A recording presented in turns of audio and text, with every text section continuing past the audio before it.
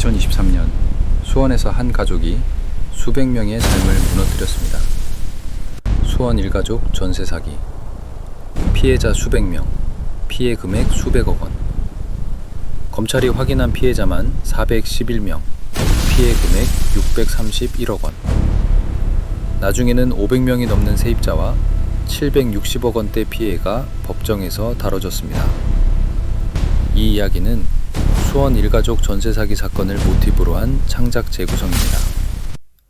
대한민국을 흔들었던 사기 사건들을 시리즈를 연재 중입니다. 구독과 좋아요로 함께해 주세요. 경고를 흘려듣고 딸의 신혼집 보증금 1억 5천만 원을 잃은 한 아버지가 있었습니다. 그 아버지는 사기꾼보다 먼저 자기 자존심을 믿었습니다. 아빠가 다 알아봤다. 딸은 불안해했습니다. 아빠, 요즘 수원 전세 사기 뉴스 계속 나오잖아. 좀 더 알아보면 안 돼? 아내도 물었습니다. 집주인은 직접 봤어? 등기부등본은 당신이 다시 떼봤어? 하지만 저는 그 말을 잔소리로 들었습니다. 그리고 1년 뒤 딸 신혼집 우편함에 법원에서 온 종이가 꽂혔습니다. 경매 개시 결정, 임의 경매.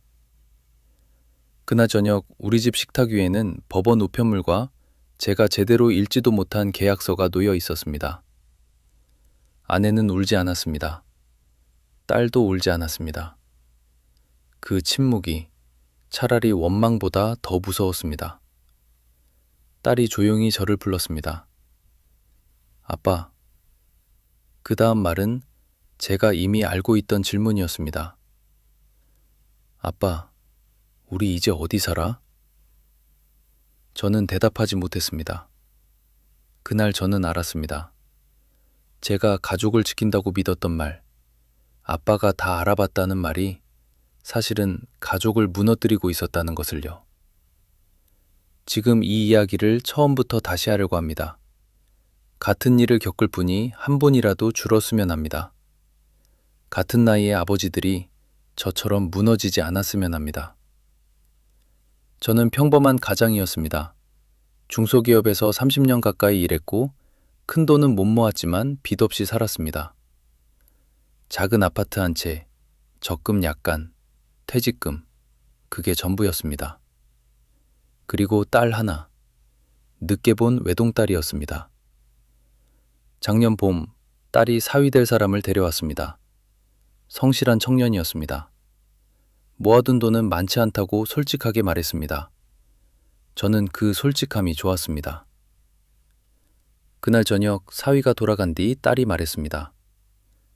아빠, 우리 월세로 시작하려고. 저는 숟가락을 내려놓았습니다. 월세? 둘이 모은 거 합쳐도 보증금이 부족해. 저는 한참을 말을 못했습니다. 가슴 한가운데가 뻐근했습니다. 딸이 어릴 때 영어 학원을 못 보낸 게 떠올랐습니다. 친구들 다 스마트폰으로 바꿨을 때 딸은 2년을 더 폴더폰을 들고 다녔습니다. 대학 갈 때는 학자금 대출을 받았습니다. 1학년 때부터 카페 아르바이트를 했습니다. 그런 딸이, 결혼한다는 딸이 또 월세부터 시작한다고 합니다. 다음 날 아침 아내한테 말했습니다. 여보, 우리 보증금 좀 보태줍시다. 얼마나? 한 1억 5천 정도? 아내는 컵을 식탁에 내려놓았습니다. 여보, 그건 우리 노후 자금이잖아. 당신 퇴직금에 적금 합친 거 거의 다잖아. 알아. 우리 둘이 앞으로 어떻게 살아? 딸 결혼하는데 아버지가 그 정도는 해야지. 아내는 한참을 더 보다가 말했습니다. 그럼 한 가지 약속해. 집은 내가 같이 보러 갈 거야. 저는 그러겠다고 했습니다. 마음 한구석에서 살짝 거슬렸습니다. 내가 알아서 한다는데 또 따라온다고 한다고. 아내는 평생 의심이 많은 사람이었습니다. 가전제품 하나 살 때도 가격 비교 사이트를 5군데는 돌아봐야 결정하는 사람이었습니다. 그 의심 많은 성격이 우리 집을 지켜온 거였다는 걸 저는 너무 늦게 알았습니다. 며칠 뒤 딸에게 전화를 걸었습니다. 아빠가 보증금 좀 부패줄게. 아빠, 그건 아빠 노후자금이잖아. 괜찮아. 아빠가 더 일하면 돼. 아빠, 딸, 아빠가 평생 못 해준 게 많아. 이번에는 좀 해주자. 딸은 전화기 너머에서 울었습니다. 저도 같이 울었습니다. 그날 저는 평생 처음으로 진짜 아버지가 된 기분이었습니다. 그 기분이 얼마나 위험한 거였는지 그때는 몰랐습니다. 집을 보러 다닌 지 한 달이 됐을 때였습니다. 세 번째로 들른 부동산이었습니다. 사장이 우리를 한참 보더니 말했습니다. 어르신, 마침 딱 좋은 매물이 하나 들어왔어요. 그 말은 부동산마다 다 했던 말이었습니다. 그런데 그 사장은 말투가 달랐습니다. 천천히, 또박또박, 어르신이라는 호칭을 자주 썼습니다. 정중했습니다. 신축 빌라였습니다. 5층짜리. 우리가 본 집은 3층이었습니다. 문을 열고 들어갔을 때 햇빛이 거실을 가득 채우고 있었습니다. 딸이 작게 와 했습니다. 저는 그 소리에 마음이 풀렸습니다. 방 2개, 넓은 부엌, 욕조 있는 화장실. 가격은 2억 8천. 우리가 보탤 1억 5천에 두 사람이 모은 돈, 약간의 대출이면 가능했습니다. 저는 사장에게 물었습니다. 이 집 안전한 거죠? 사장이 웃었습니다. 너무 빨리 웃지도 너무 의기양양하지도 않은 자연스러운 웃음이었습니다. 어르신, 요즘 전세 사기 때문에 저희도 조심합니다. 잘못 중개하면 저희가 끝장이에요. 저희 사무실 5년째 여기서 합니다. 지나가면서 보세요. 간판 안 바꿉니다. 사장은 서랍에서 서류를 꺼냈습니다. 등기부등본이라고 했습니다. 형광펜으로 줄을 그어가며 설명했습니다. 여기 보세요. 소유권 깨끗하답니다. 압류, 가압류, 아무것도 없어요. 근저당도 없어요. 진짜 깨끗한 집이에요. 저는 그 종이를 받아들었습니다. 사실 저는 등기부등본을 한 번도 제대로 본 적이 없었습니다. 글자는 한국말인데 무슨 말인지 모르겠는 종이였습니다. 하지만 사장이 형광펜 그어놓은 부분을 보니 정말 깨끗해 보였습니다. 사장이 덧붙였습니다. 집주인분이 이 동네에서 건물 여러 채 가지고 계신 분이에요. 임대업으로만 먹고 사는 분이세요. 자산가세요. 이런 분들은 1억 5천 떼먹을 이유가 없어요. 저는 그 말이 일리가 있다고 생각했습니다. 옆에서 딸이 조용히 말했습니다. 아빠, 요즘 전세 사기 많다잖아. 좀 더 알아보면 안 돼? 저는 딸의 어깨를 토닥였습니다. 아빠가 다 알아봤다. 딸은 잠깐 저를 봤습니다. 무언가 더 말하고 싶은 눈빛이었습니다. 하지만 입을 다물었습니다. 아빠가 다 알아봤다. 그 말 앞에서 딸은 더 묻지 못했습니다. 사장이 한마디 더 보탰습니다. 이런 집은 늦으면 바로 나갑니다. 어제도 한 분 보고 가셨어요. 오늘 결정 안 하시면 내일 다른 분 들어와요. 저는 마음이 급해졌습니다. 안전합니다와 늦으면 나갑니다. 이 두 마디가 사장의 진짜 무기였다는 걸 저는 그날 몰랐습니다. 그 자리에서 가계약금 1,000만 원을 보냈습니다. 집에 와서 아내한테 그 얘기를 했습니다. 아내는 한참 말이 없다가 물었습니다. 집주인은 봤어? 못 봤어. 건물 여러 채라 바쁘대. 그럼 못 본 사람한테 1억 5천을 보낸다고? 위임장이 있대. 위임장은 당신이 봤어? 저는 대답하진 못했습니다. 여보, 등기부등본 당신이 볼 줄 알아? 형광펜으로 다 표시해줬어. 그게 다가 아니잖아. 저는 거기서 화가 났습니다. 당신은 왜 좋은 일 앞두고 걱정부터 해? 내가 딸 집 하나 못 알아볼 사람 같아? 부동산에서 다 확인했다잖아. 아내는 더 말하지 않았습니다. 그게 더 무서운 신호였는데 저는 그걸 못 알아봤습니다. 좋은 집일수록 더 봐야지. 그날 아내가 마지막으로 한 말이었습니다. 저는 그 말을 잔소리로 들었습니다. 계약하는 날이 왔습니다. 집주인은 안 나왔습니다. 대신 30대 후반쯤 되는 남자가 나왔습니다. 집주인분 대리인이세요. 위임받아 오신 거예요. 대리인은 정장을 입고 있었습니다. 가방에서 위임장을 꺼냈습니다. 도장이 찍혀 있고 인감증명서도 첨부돼 있었습니다.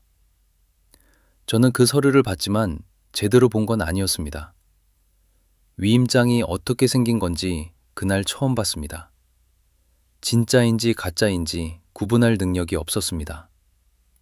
하지만 딸과 사위 앞에서 모른다고 말할 수가 없었습니다. 저는 고개를 끄덕였습니다.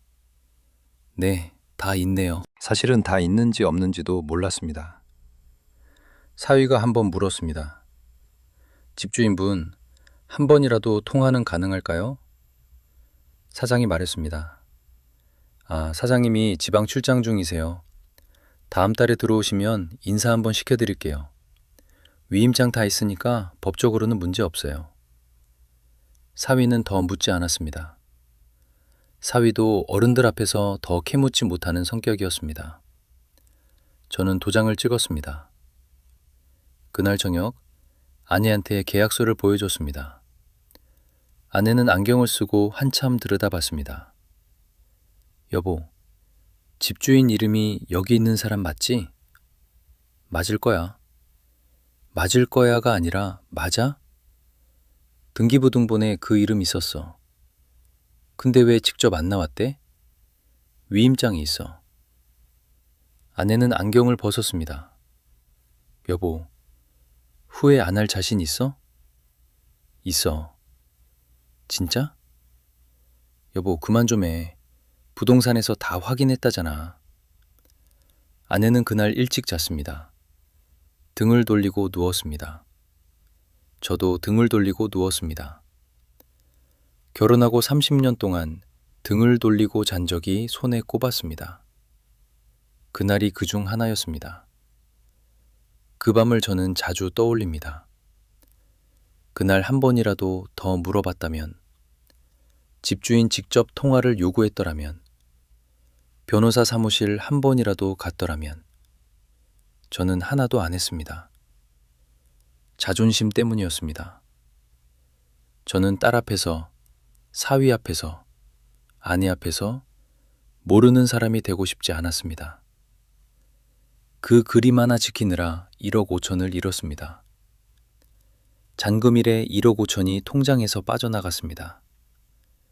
송금 수수료 1,000원이 따로 빠진 명세를 저는 한참 들여다봤습니다. 딸이 새집에 들어가던 날, 저는 트럭을 빌려 짐을 같이 옮겼습니다. 저녁이 됐을 때 정리 안 된 거실 바닥에 앉아 짜장면을 먹었습니다. 박스가 사방에 쌓여 있었고 형광등이 환했습니다.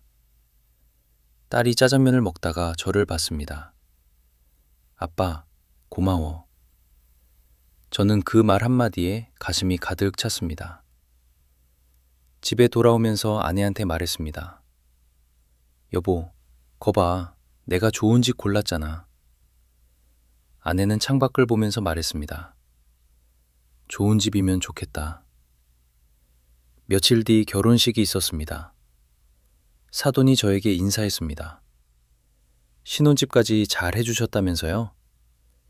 저는 손을 저으며 말했습니다. 별거 아닙니다. 말은 그렇게 했지만 속으로는 자랑스러웠습니다. 평생 처음으로 가슴을 펴고 사돈을 바라봤습니다.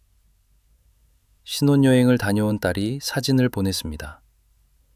거실에 커튼이 달리고 식탁이 놓이고 화분이 창가에 자리 잡았습니다. 아빠, 집 너무 좋아. 햇빛이 진짜 잘 들어와. 저는 그 메시지를 한참 들여다봤습니다. 아내한테 보여줬습니다. 봤지? 딸이 너무 좋아하잖아. 아내도 그날은 웃었습니다. 그렇게 1년이 지나갔습니다. 이상한 일은 작은 데서 시작됐습니다. 여름 어느 날 딸이 전화를 했습니다. 아빠, 공영관리비 미납 안내문이 우편함에 꽂혀 있어. 건물 전체 거. 건물주가 깜빡한 거겠지. 며칠 뒤 또 전화가 왔습니다. 이번엔 전기요금 미납 안내문이 왔어. 2달 연속이래. 저는 부동산에 전화했습니다. 사장이 받았습니다. 평소처럼 정중했습니다. 아, 어르신, 별일 아닙니다. 사장님이 좀 바쁘셔서요. 제가 연락드릴게요. 저는 안심했습니다. 안심하고 싶었습니다. 며칠 뒤 딸이 또 전화했습니다. 목소리가 작았습니다. 아빠, 오늘 우편함 앞에서 처음 보는 사람들이 서 있었어. 무슨 사람들? 종이를 한 장씩 들고 있었어. 우리 집 호수를 한참 쳐다보고 갔어. 옆집 아주머니가 그러는데 옆집도 집주인 연락이 안 된대. 이 건물 통째로 한 사람 거래. 저는 그제야 가슴이 쿵 했습니다. 부동산에 다시 전화했습니다. 안 받았습니다. 2번, 3번 걸어도 안 받았습니다. 다음 날 그제야 받았습니다. 아, 어르신, 사장님이 잠깐 해외 다녀오신다는 얘기가 있더라고요. 너무 걱정 마세요. 저는 또 안심하고 싶었습니다. 그날 저녁 딸이 집에 왔습니다. 현관에 신발을 벗으면서 딸이 작게 말했습니다. 아빠, 아빠, 나 이 집에 계속 살아도 되는 거 맞아? 저는 숨이 잠깐 멎었습니다. 저는 한 가지를 결정해야 했습니다. 솔직하게 모른다고 말할 것인가? 평소처럼 아빠가 알아본다고 말할 것인가? 저는 후자를 골랐습니다. 괜찮아, 아빠가 알아볼게. 딸은 저를 한번 봤습니다. 처음 집을 보러 갔던 그날과 똑같은 눈빛이었습니다. 이번에도 딸은 입을 다물었습니다. 그때 솔직했더라면, 딸, 아빠도 잘 모르겠다. 같이 알아보자 라고 했더라면 우리는 더 빨리 움직였을 겁니다. 하지만 저는 그 한마디를 못했습니다. 평생 했던 그 말, 아빠가 다 알아봤다. 그걸 한번 무너뜨리면 평생 쌓아온 아버지의 모습이 다 무너질 것 같았습니다. 저는 그 그림을 지키느라 진짜 지켜야 할 것을 못 지켰습니다. 11월 초 토요일 오후였습니다. 딸한테서 전화가 왔습니다. 목소리가 떨리고 있었습니다. 아빠, 우편물이 왔어. 법원에서. 읽어봐. 부동산 임의 경매 개시 결정, 채권자, 채무자. 저는 그 단어들이 하나도 이해되지 않았습니다. 차를 몰고 딸 집으로 갔습니다. 가는 길에 부동산을 들렀습니다. 부동산 문이 닫혀 있었습니다. 평일에 닫혀 있는 게 처음이었습니다. 안을 들여다봤습니다. 컴퓨터도 꺼져 있었고 책상도 비어 있었습니다. 사장 명함에 적힌 번호로 전화를 걸었습니다. 전원이 꺼져 있어 음성사서함으로 저는 그제야 다리가 풀렸습니다. 딸 집에 도착했습니다. 1층 로비에 사람들이 모여 있었습니다. 손에 똑같이 생긴 우편물이 들려 있었습니다. 한 아주머니가 저를 봤습니다. 몇 호세요? 302호 세입자 아버지입니다. 저는 203호예요. 우리도 아침에 받았어요. 옆에 있던 청년이 말했습니다. 401호도요. 104호도요.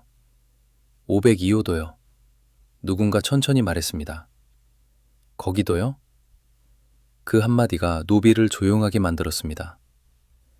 같은 건물에 사는 사람들이 그날 처음으로 서로의 얼굴을 봤습니다. 한 층에 2집씩 5층까지 10집. 그중 8집이 같은 우편물을 받았습니다. 저는 벽에 기대 섰습니다. 다리가 떨렸습니다. 딸이 옆에 와서 제 팔을 잡았습니다. 아빠, 청년 하나가 휴대폰으로 등기부 등본을 다시 떼봤습니다. 청년이 뭐라고 설명을 했습니다. 저는 반도 알아듣지 못했습니다. 다만 몇 가지 말이 귀에 박혔습니다. 근저당, 여러 호수가 한꺼번에 묶여 있다. 우리가 본종이만 믿으면 안 되는 집이었다. 부동산 사장이 형광펜으로 줄을 그어가며 깨끗하다고 말했던 그 종이. 그 종이는 우리에게 보여준 한 면뿐이었습니다. 저는 등이 식었습니다. 그 자리에서 저는 깨달았습니다. 저는 확인한 게 아니었습니다. 확인한 척을 한 거였습니다.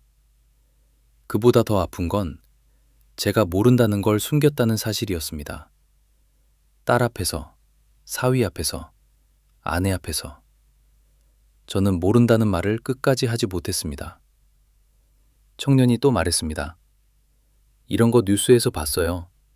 한 일가족이 수백 채 사놓고 전세금을 다 가져갔다가 어느 날 갑자기 잠적하는 거. 피해자가 수백 명이래요. 수백 명. 저는 그 숫자가 와닿지 않았습니다. 우리 건물 8집만 해도 머리가 어지러웠습니다. 딸이 작게 말했습니다. 아빠. 저는 대답하지 못했습니다. 머릿속에 제 목소리만 울렸습니다. 아빠가 다 알아봤다. 아빠가 다 알아봤다. 아빠가 다 알아봤다. 그 말이 칼이 되어 저를 베었습니다. 집에 돌아온 저녁이었습니다. 식탁에 셋이 앉았습니다. 저, 아내, 딸. 사위는 그날 회사 일이 늦어서 못 왔습니다. 밥은 먹는 둥 마는 둥 했습니다. 시계 초침 소리만 났습니다. 먼저 입을 연 건 아내였습니다. 화내지 않았습니다. 소리도 지르지 않았습니다. 여보, 집주인은 직접 봤어? 저는 숟가락을 놓았습니다. 못 봤어. 위임장은? 봤다고 생각했어. 진짜인지는 몰라. 등기부등본은? 형광펜 그어준 데만 봤어. 아내는 한참 자기 밥그릇만 봤습니다. 그러더니 작게 말했습니다. 여보, 나는 돈을 잃은 게 제일 아픈 게 아니야. 저는 고개를 들었습니다. 내 말을 당신이 가족의 말로 안 들었다는 거, 그게 제일 아파. 저는 아무 말도 못했습니다. 그때 딸이 입을 열었습니다. 아빠, 아빠, 우리 이제 어디 살아? 저는 숨이 막혔습니다. 딸을 보지 못하고 식탁만 봤습니다. 아빠가 어떻게든 해볼게. 딸이 작게 웃었습니다. 웃음이 아니었습니다. 아빠가 다 알아봤다고 했잖아. 저는 거기서 무너졌습니다. 30년 다닌 회사에서 정리해고 통보를 받았을 때도 안 무너졌습니다. 어머니 돌아가셨을 때도 식장에서는 버텼습니다. 그런데 그날 딸의 그 한마디에 저는 무너졌습니다. 화장실에 들어가서 문을 잠갔습니다. 거기서 한참을 앉아 있었습니다. 입을 손으로 막고 있었습니다. 거울에 비친 제 얼굴이 늙어 있었습니다. 아침까지만 해도 딸 신혼집을 해준 아버지였는데 저녁에는 딸 보증금을 날린 아버지였습니다. 1시간쯤 뒤 화장실에서 나왔습니다. 거실에 아내가 앉아 있었습니다. 딸은 자기 방에 들어가 있었습니다. 아내가 말했습니다. 여보, 한마디만 할게. 저는 고개를 끄덕였습니다. 당신이 잘못한 거 맞아. 근데 못된 마음으로 한 거 아닌 것도 나는 알아. 당신은 좋은 아버지이고 싶었던 거지. 그것 때문에 다른 걸 못 본 거고. 이미 일어난 일이야. 같이 풀자. 당신 혼자 짊어지지 마. 아내가 그날 처음으로 제 손을 잡았습니다. 그 손이 따뜻했습니다. 그 뒤로 몇 달이 지옥이었습니다. 변호사 사무실을 찾아갔습니다. 전세 사기 피해자 모임에 가입했습니다. 비슷한 사람들이 전국에 수백 명이었습니다. 어떤 일가족은 수백 채를 가지고 있다가 한꺼번에 잠적했다고 했습니다. 뉴스에서도 비슷한 사건이 계속 나왔습니다. 어디서는 피해 규모가 1,000억이 넘는다고 했습니다. 어디서는 피해자가 400명을 넘었다고 했습니다. 그 일가족 주범은 나중에 법정 최고형을 받았습니다. 징역 15년이라고 했습니다. 15년. 그 사람이 15년을 감옥에서 살아도 우리 보증금이 돌아오는 건 아니었습니다. 경매가 진행됐습니다. 우리 집은 공동담보로 묶여 있어서 우리 보증금은 우선순위에서 한참 뒤로 밀렸습니다. 받을 수 있는 돈은 거의 없었습니다. 딸과 사위는 그 집을 비워야 했습니다. 작은 월세방으로 옮기기로 했습니다. 짐 빼는 날 저는 또 트럭을 빌렸습니다. 1년 전 짐을 옮기던 그 트럭과 비슷한 트럭이었습니다. 1년 전에는 새 집으로 들어가는 트럭, 그날은 작은 월세방으로 나가는 트럭이었습니다. 식탁은 처분했습니다. 새 월세방이 좁아서 안 들어간다고 했습니다. 1년 전에 딸이 큰맘 먹고 산 원목 식탁이었습니다. 화분도 몇 개 버렸습니다. 다 말라 있었습니다. 마지막에 박스 하나가 남았습니다.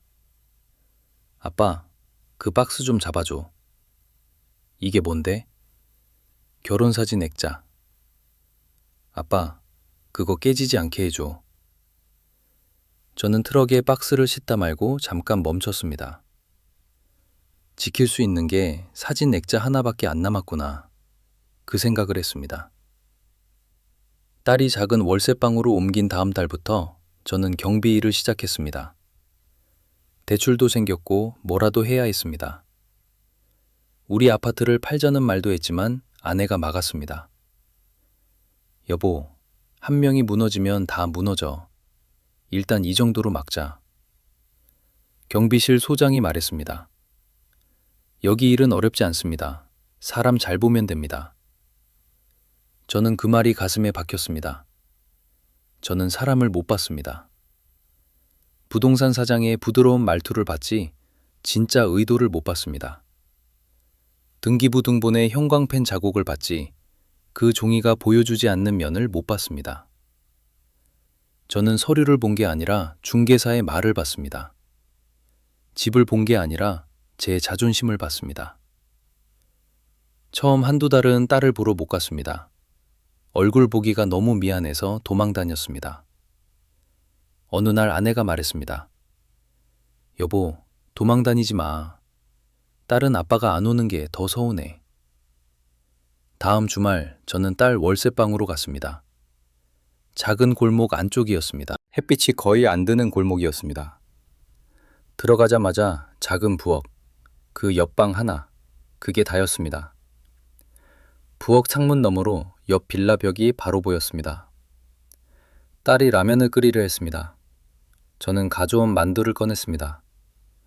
라면 말고 이거 같이 쪄먹자. 좁은 부엌에서 둘이서 만두를 쪘습니다. 김이 작은 부엌을 가득 채웠습니다. 창문에 김이 맺혔다가 천천히 흘러내렸습니다.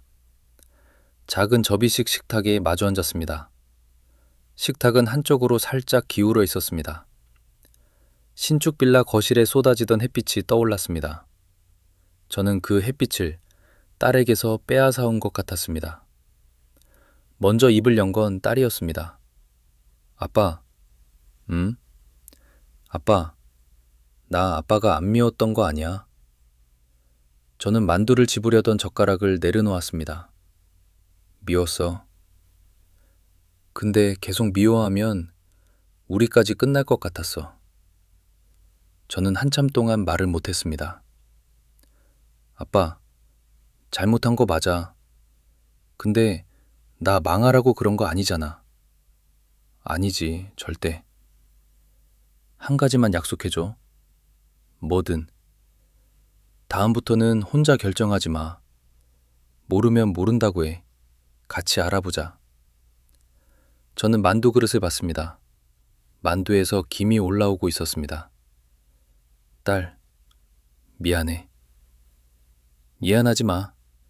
같이 다시 시작하자. 그날 밤 사위와 통화를 했습니다. 다음 주말에 같이 술 한잔 하자고 했습니다.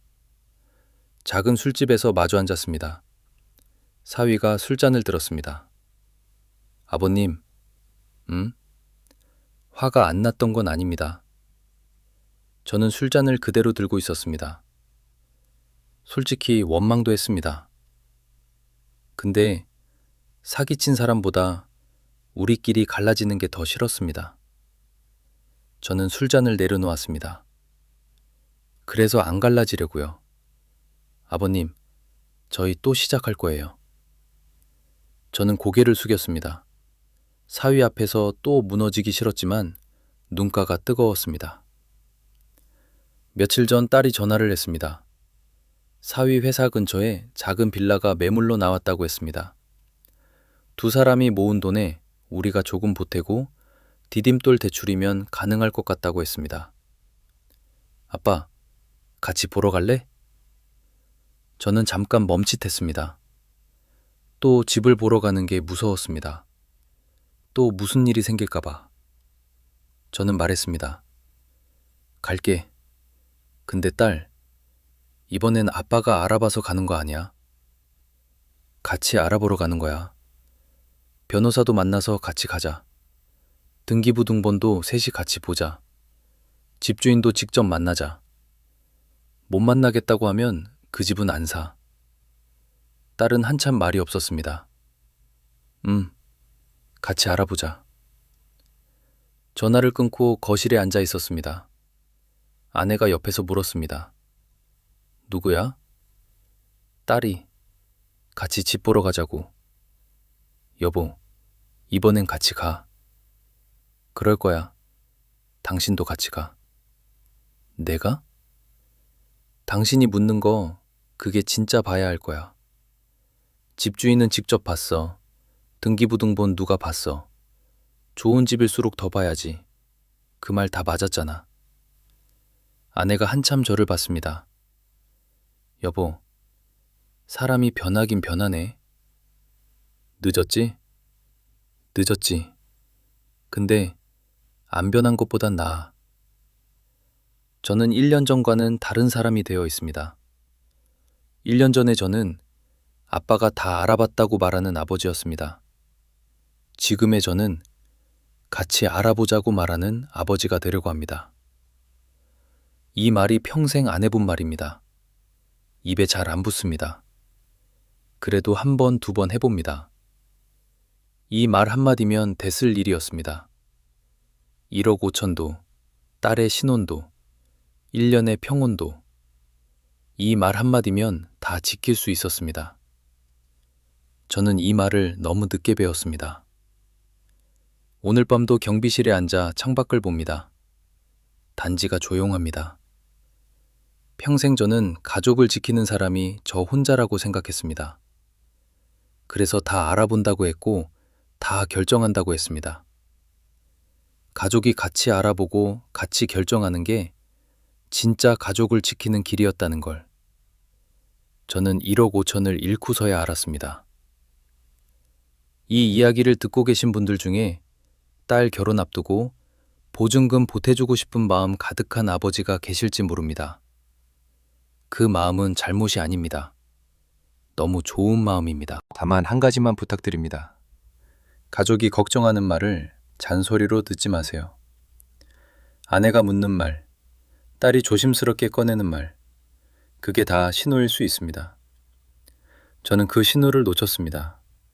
그리고 1억 5천을 잃고 딸의 신혼을 잃고 가족 앞에서 고개를 들 수 없는 사람이 되었습니다. 가족을 지키는 말은 아빠가 다 알아봤다가 아니었습니다. 같이 알아보자. 그 짧은 말 하나였습니다. 긴 이야기 들어주셔서 감사합니다. 오늘 밤도 평안하시기를, 그리고 가족의 한마디를 잔소리가 아니라 신호로 들으시기를 바랍니다.